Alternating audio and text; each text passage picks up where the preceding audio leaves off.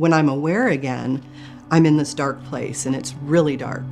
I thought that was a dream, and here I still am. And I was starting to doubt that I had ever actually existed. Off to the distance, I can see light, but not like a tunnel or anything like that. And I was like, oh, hot damn, I can get over there, you know? She's got this red hair, red-orange hair that looks like fire on her head.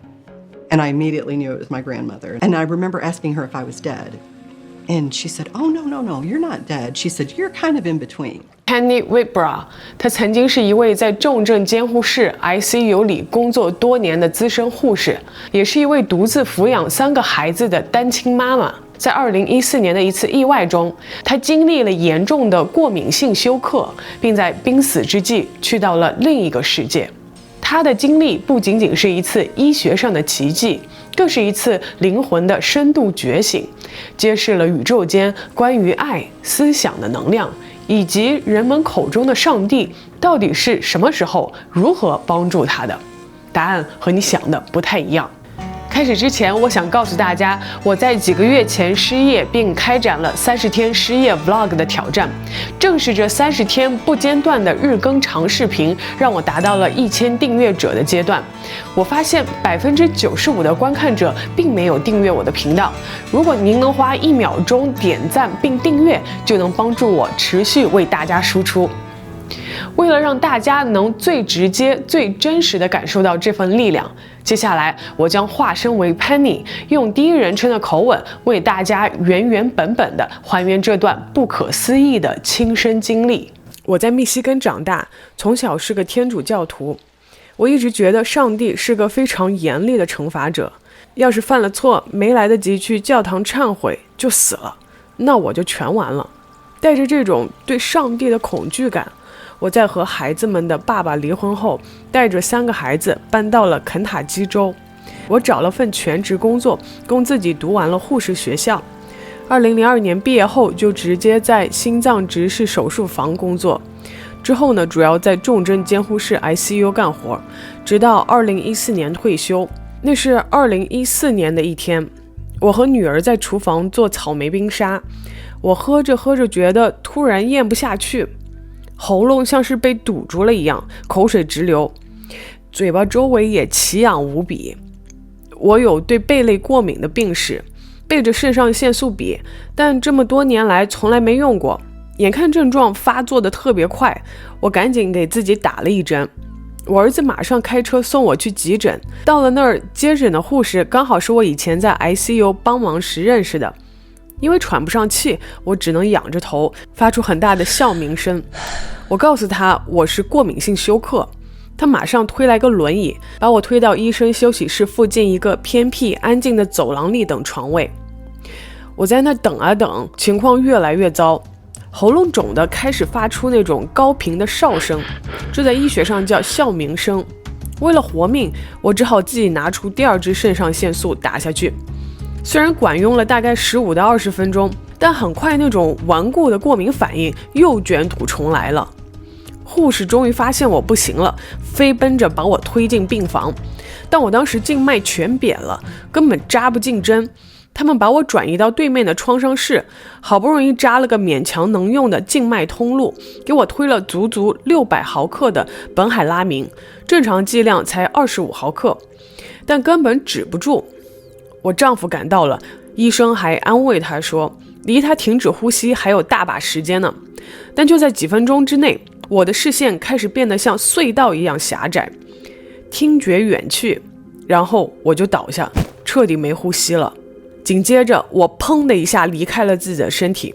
我当时很懵，看着抢救团队进来，看着我丈夫被推出去，我还看着床上那个病得很重的人。我一开始都没意识到那是我自己，心里还想，哇，希望他能挺过去。接着一切陷入黑屏。等我再有意识时，我发现自己坐在我姐姐车子的后座上。那时我姐姐住在威斯康星州，正下着倾盆大雨的黑夜。我感觉不到自己身体的重量，甚至感觉不到自己靠在车座上。我怕吓到她导致车祸，我就偷偷瞄了一眼，发现她穿得皱巴巴的，简直像在黑暗中随便从洗衣篮里抓的衣服。他把车停在加油站，掏出手机在 Facebook 上打字：坚持住，小家伙，我来了。而在现实的另一边，我已经在直升机上被转运到了列克星顿的一家大医院。因为找不到静脉，他们甚至用类似的电磨机的工具钻开我的胫骨来输液。我在 ICU 里处于被药物诱导的昏迷状态。之后，我在一个伸手不见五指的黑暗空间醒来。我能看到自己，但看不到周围任何东西。四周悬空，胸口像压着重物，呼吸非常费力。我在那里醒了又睡，睡了又醒，越来越焦虑，甚至开始怀疑自己是否真的存在过，或者是不是犯了什么大错被流放到这里。大家都把我忘了。后来我试着身体前倾，发现只要像做平板支撑那样把脚抬起来前倾，我就能悬浮着往前飞，越往前倾飞得越快。我朝着远处的一个微光飞去，遇到了一堵像浴室玻璃砖一样的墙，它会让对面的视线扭曲。我把鼻子贴上去看，发现另一边竟然是 ICU 病房里带着呼吸机，双手被绑在床上的我自己。我还能根据输液袋里的药物判断自己是否处于诱导昏迷中。我看到我那时平时极其内向、不拘言笑的女儿站在旁边。大8月的天气，她居然穿着件厚法兰绒衬衫。那一刻，我真真切切地感受到了她内心深处害怕失去我的那种极度的恐惧。我的心都碎了，伸手想去抓她，却撞在了墙上。我气愤了，冲着上帝大吼大叫，结果被一股力量猛地拉回了黑暗中。等我再醒来时，我直奔那堵墙，发现墙变得像个会呼吸的泡泡。我先把手伸了过去，然后一咬牙，整个人穿了过去。看着被绑在床上的自己，我有幽闭恐惧症，心里直发毛。我试着躺在身体上方，希望能像海绵吸水一样被吸回去，没用。我又试着冲自己大喊，想要唤醒身体，甚至集中所有精力想让一根手指动一下，全都没用。我又气哭了，结果再次被吸回墙那边的黑暗里。就在那时，我突然悟到了一个道理，正是因为这个黑暗的地方是我自己建造的，所以它才能困住我。刚一明白，我就听到了类似密西根湖春天冰雪融化时那种巨大的碎裂声，光芒倾泻而入，黑暗的碎片四处飞散，一个极其宏大令人惊叹的灵魂走向我。他没碰我，只用手臂的能量就环绕着我，把所有试图攻击我的黑暗碎片全都弹飞，彻底消失了。他在脑海里对我说：平静下来，亲爱的。那感觉就像静脉推注的镇静剂一样，药效精准地在我身上起效。我瞬间就平静了。我抬头一看，那红橙色像火焰一样的头发，蓝绿色的眼睛，天哪，那是我的外婆拉维达。她曾在密西根的钢铁冲压厂干苦力，每天下班都满头大汗，脸颊通红，在我9岁时就去世了。我用心电感应跟她说，我以为你死了。她却告诉我，根本没有死亡这回事儿，能量不会被创造或毁灭，只会改变形态，那是上帝的法则。她说我现在处于中间状态，有一根能量线连着身体，如果我想走，线就会断，想回身体，线就会把我拉回去。外婆离开后，我听到了一阵如同蓝天使飞行表演队战机掠过时的那种震动灵魂的巨大轰鸣声，甚至撼动了曾存在过的一切。那时候我知道是上帝来了，我想赶紧想个我做过的好事来邀功，却一件也想不起来。紧接着，我的大脑变得极其安静，毫无杂念。上帝出现后，给我的感觉像是一种男性的光芒存在。他直接给我看了一幕我生命中的画面。多年前，我在杂货店帮一个钱不够、尴尬的要命的单亲妈妈垫付了70多美分的零钱。接着画面一转到了多年后，这位妈妈在食品救济处工作，用同样的温柔去安慰另一个没钱吃饭的女人。上帝让我看到了这个小善举产生的巨大蝴蝶效应。接着他给我看了一件我自以为隐藏得很好的坏事儿。我曾经在心里非常嫌弃一位性格很美的护士同事，上帝却给我看了那个同事小时候遭受父亲虐待的画面。上帝告诉我，思想是有能量的，言语和行动能量更大。我默默地怨恨他，其实就是把负能量传递给他，阻止他打破过去的枷锁，成为更好的人。这让我无比震惊。我以前总因为自己不跟别人八卦而自命清高，原来心里的评判同样伤人。然后我对上帝积压的愤怒突然爆发了。我质问他，为什么我前夫出轨毁了婚姻，伤害我3个年幼孩子时，不出手干预改变前夫的心意。上帝说我完全误会他了，然后给我看了一个未来的画面。那是我5年后的孙子，当时他才2岁，在阳光下充满活力的踢足球。我儿子在看台上对我说，妈，我要成为他应得的那种好父亲。上帝让我明白，我承受的苦难是为了打破我们家父亲缺席的恶性循环。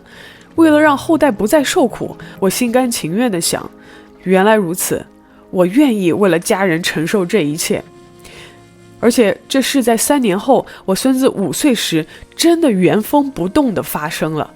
当我决定继续这段旅程时，上帝的一束光从我的脚趾钻入，我感觉它像一件光之斗篷一样包裹着我的内脏，治愈了我一生中那些让我生病的内脏，还有本能的反应和创伤。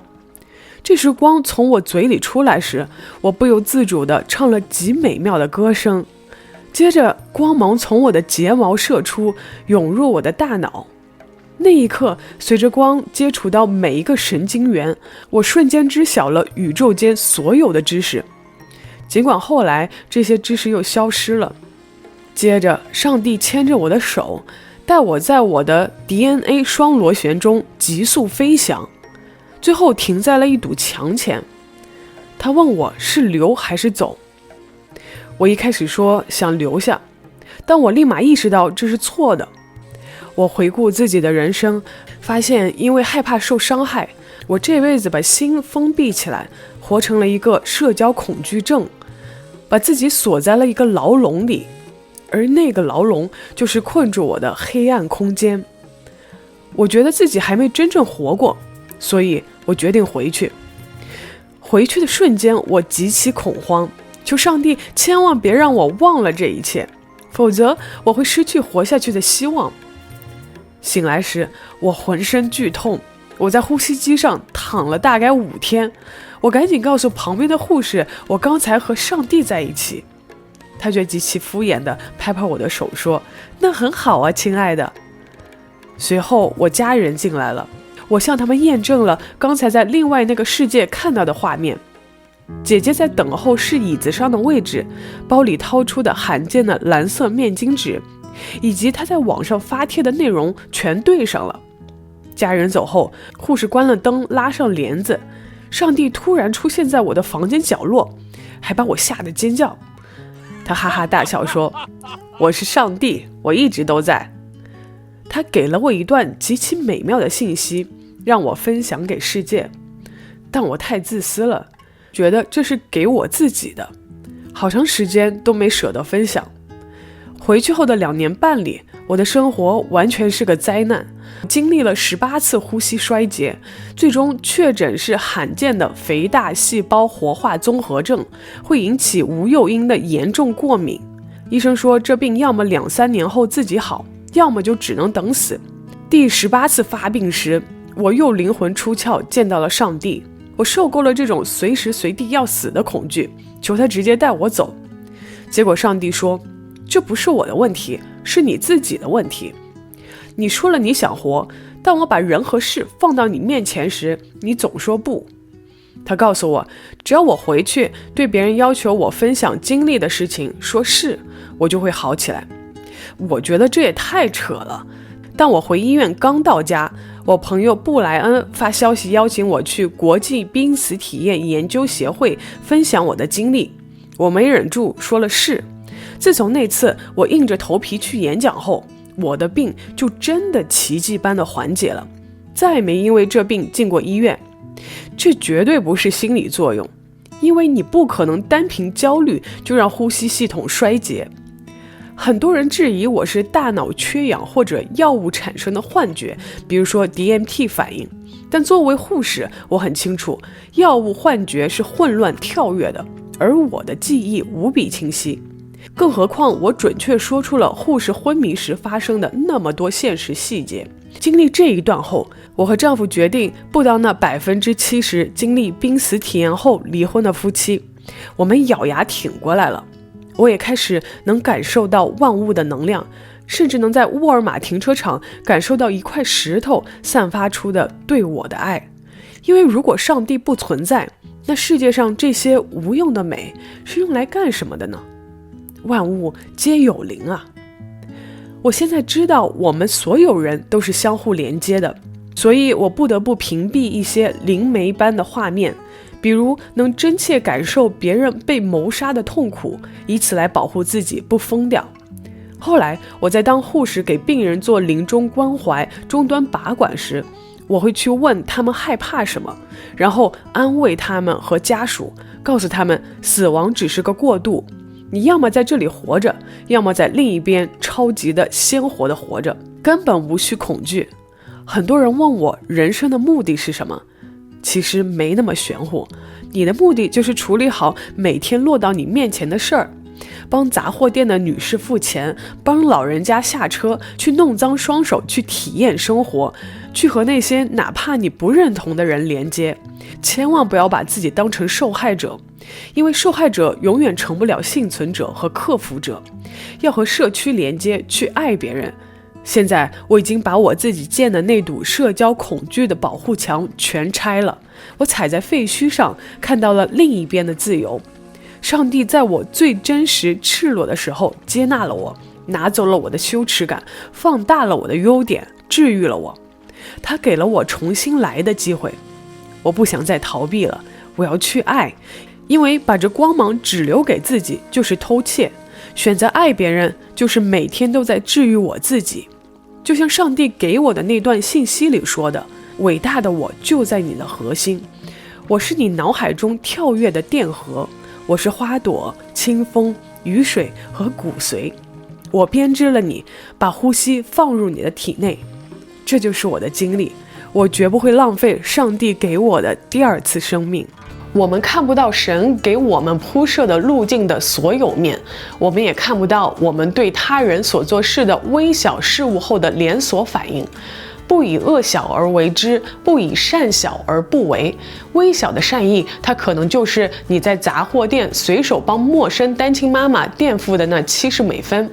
我在母乳发炎的时候来加拿大这边的 Breast Clinic 就诊，当医生说40年都没遇到我这么堵的乳腺，用什么方法都通不了时，我彻底崩溃了。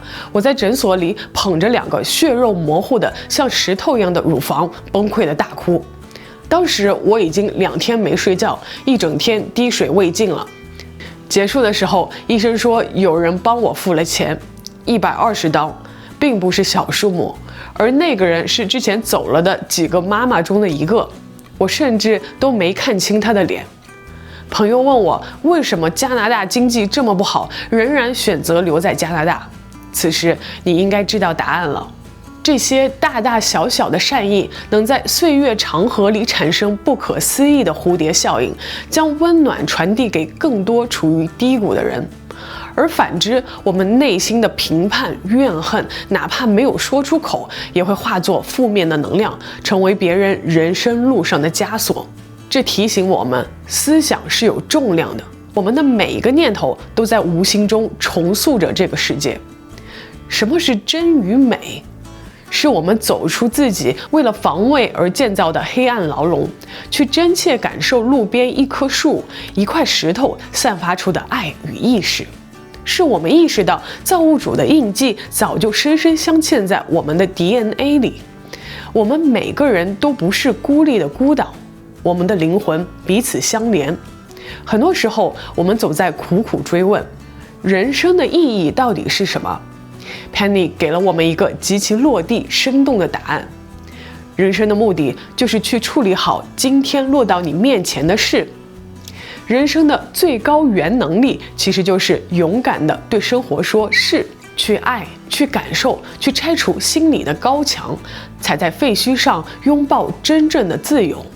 因为就像上帝告诉 Penny 的那样，如果你把这份光芒仅仅留给自己，那就是一种偷窃。选择去爱别人，每天都在治愈我们自己。